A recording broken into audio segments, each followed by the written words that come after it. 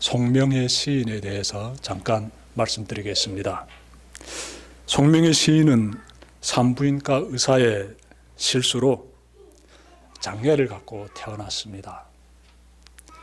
가난한 가정에서 태어난 그녀는 정말 어려운 생활 환경에서 성장하게 되는데요.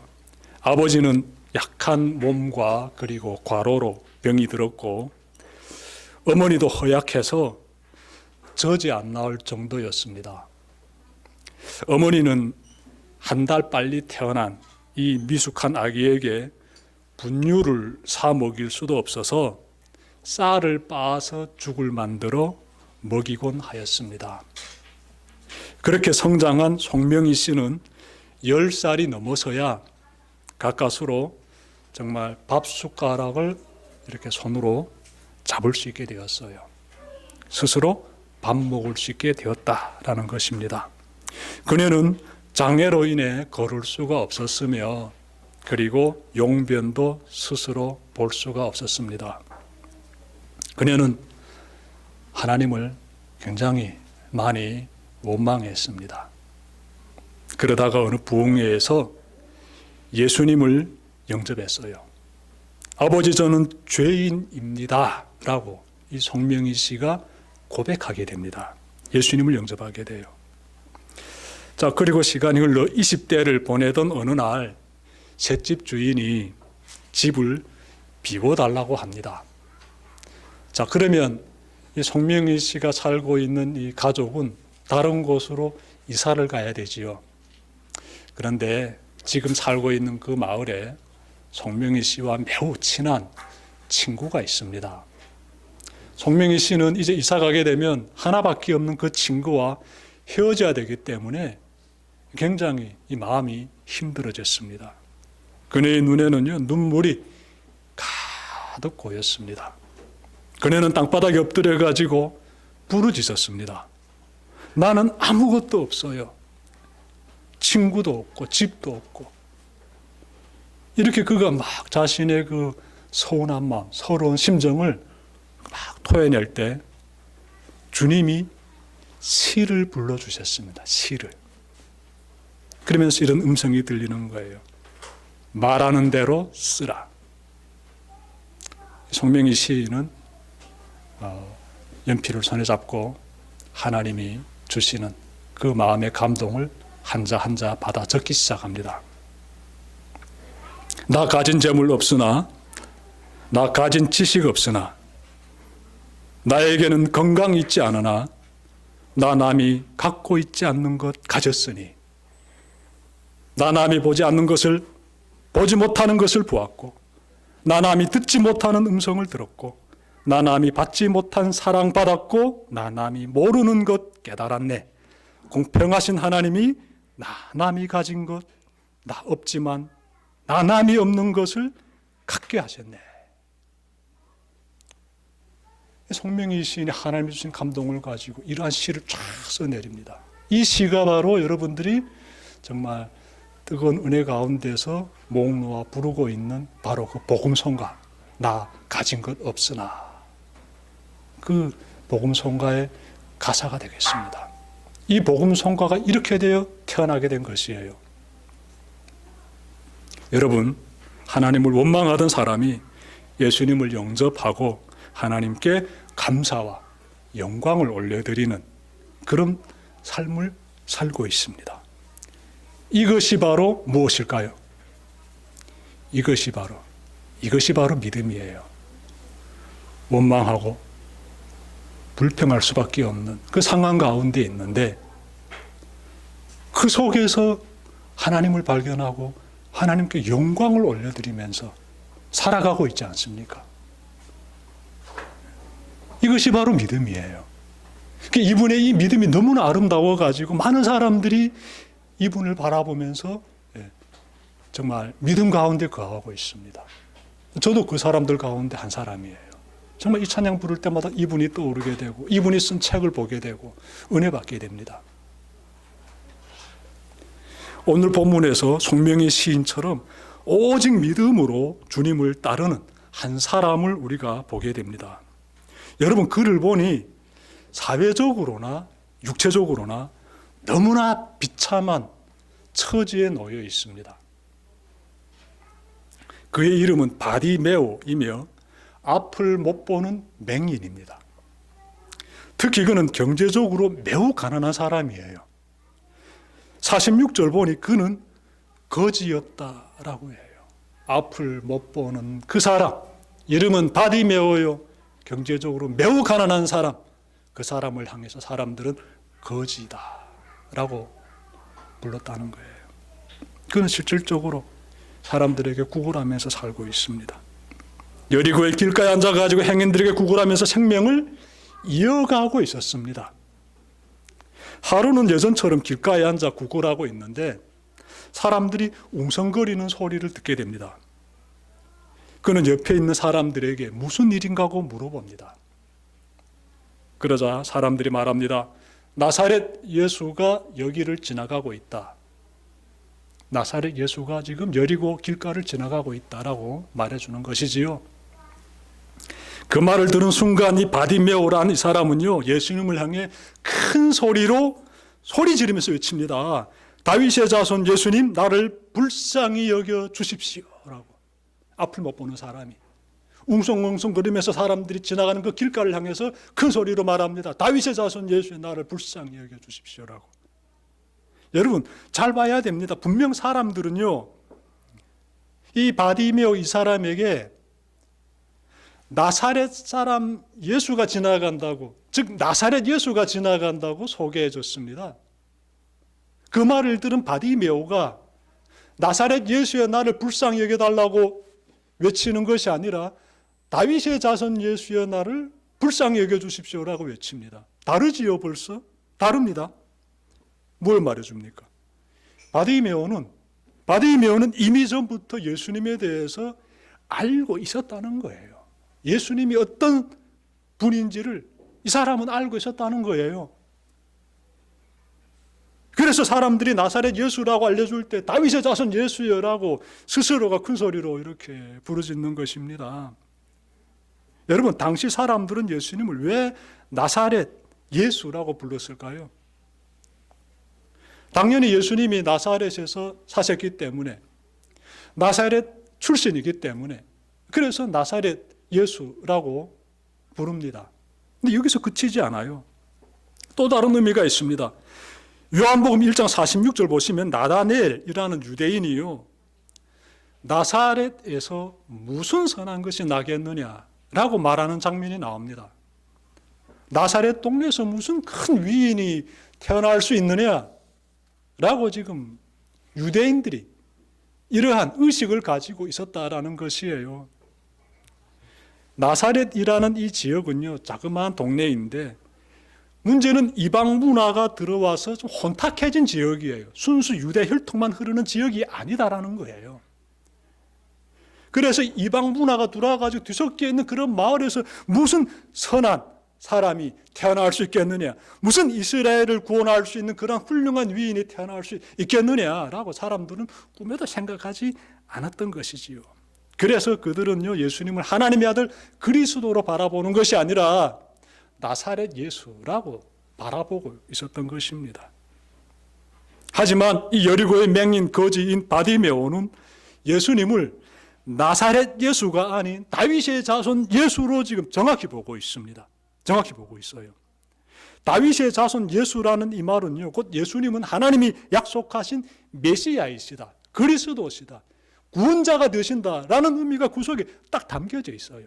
그리할 때 다윗의 자손 예수여라고 말할 수가 있습니다. 예수님의 많은 가르침을 직접 들어본 적도 없고 예수님이 행하신 그 놀라운 기적들을 직접 본 적도 없는, 단 한 번도 본 적이 없는 이 바디메오가 예수님은 하나님의 아들 그리스도십니다라고 지금 정확히 알고 있어요.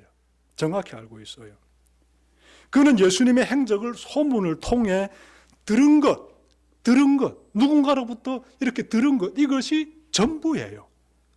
하지만 그 들음을 통해서 그는 예수님이 하나님이 약속하신 그리스도이심을 믿게 된 것이에요. 굉장히 놀라운 모습이에요. 그리하였기에 다윗의 자손 예수여라고 큰 소리로 외칠 수 있었던 것입니다.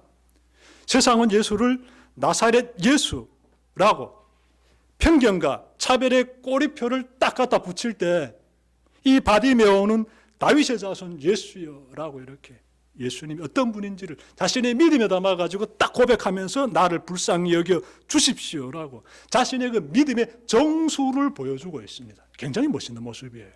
앞도 못 보는 사람이 지금. 여러분, 우리도 이와 같은 믿음을 가져야 됩니다.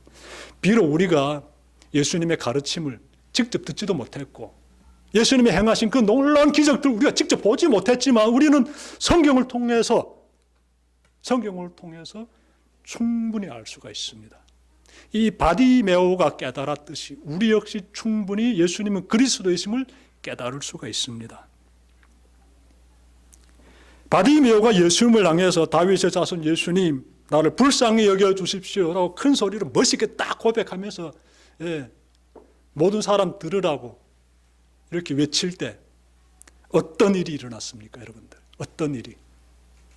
예수님께서 걸음을 멈추시고 그에게 다가오십니까?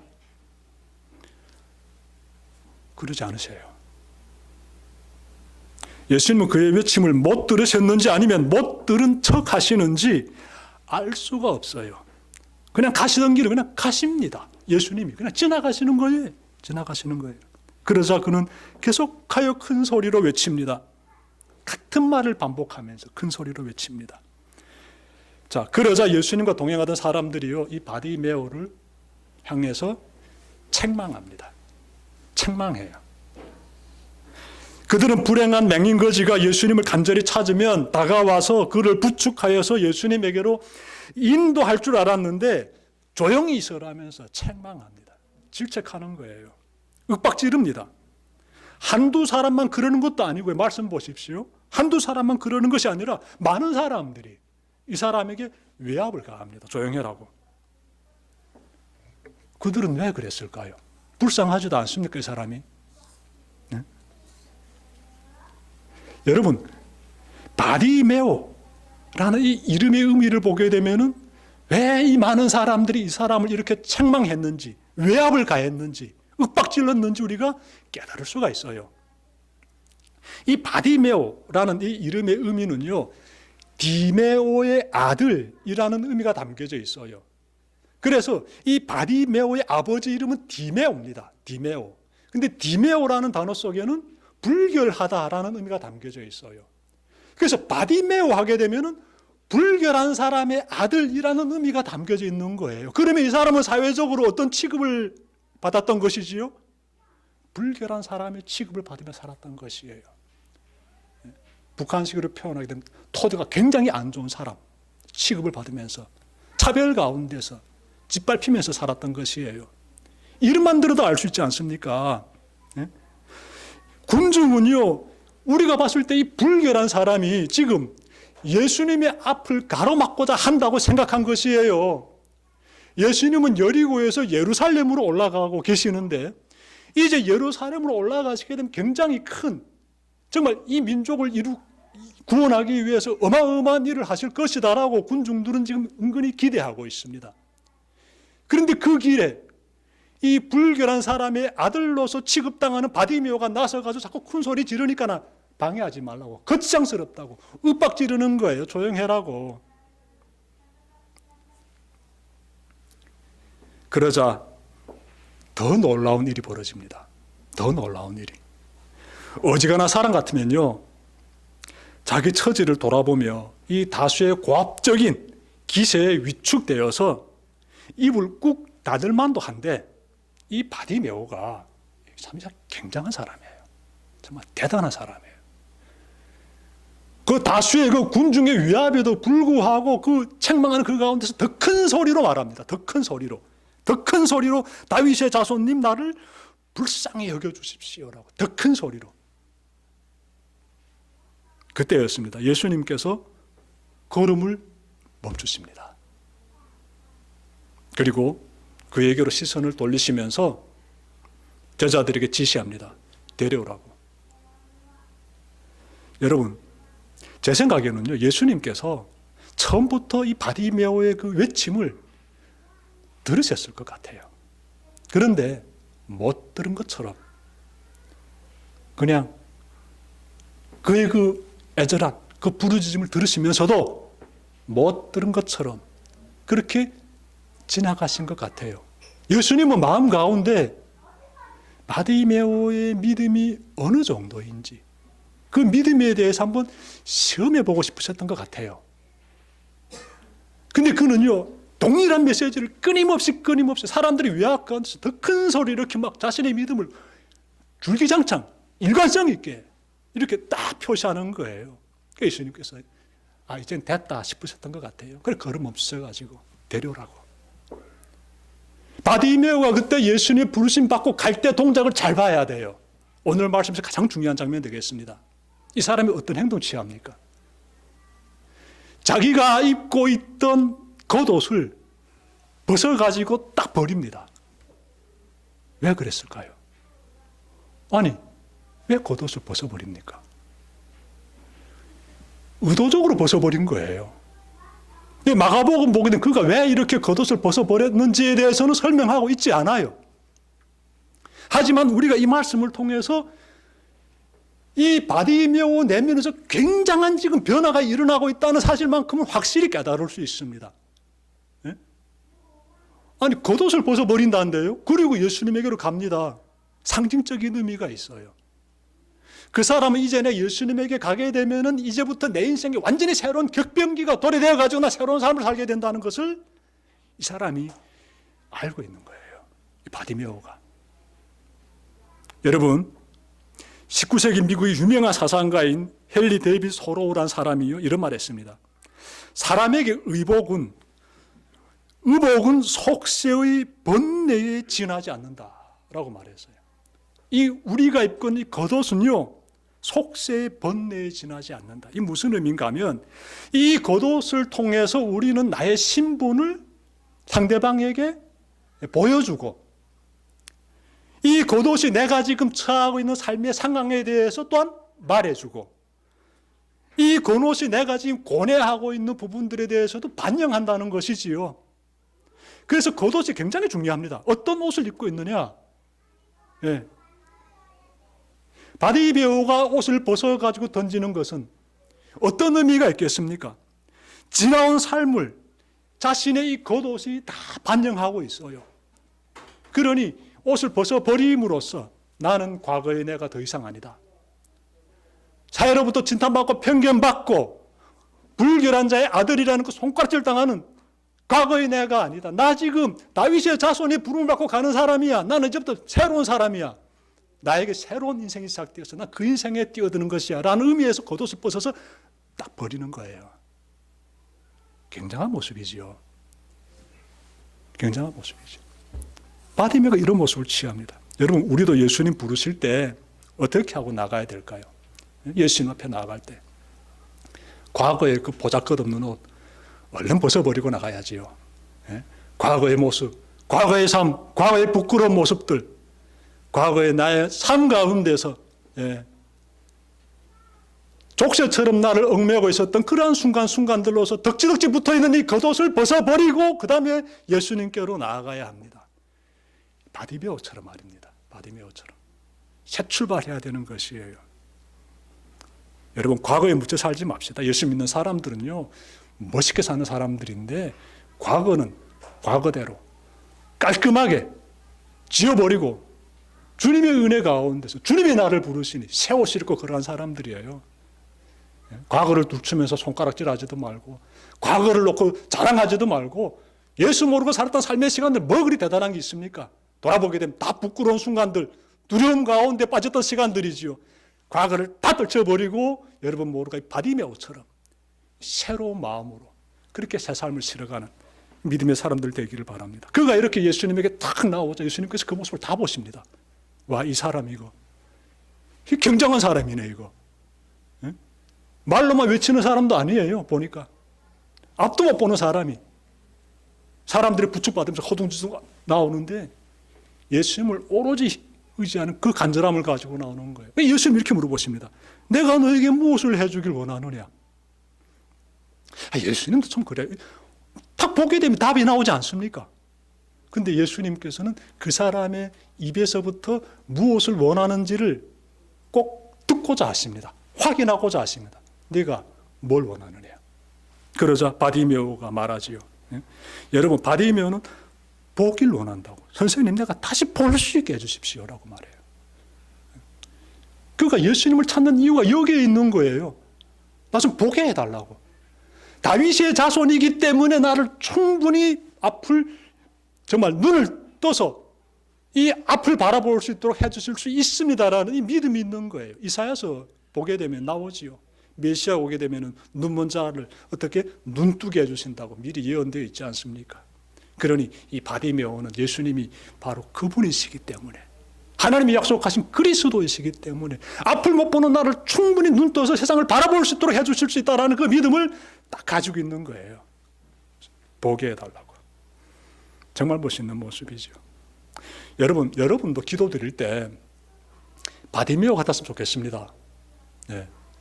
하나님께 기도를 착 드릴 때 하나님께서 그래, 내가 너에게 무엇을 해주길 원하느냐.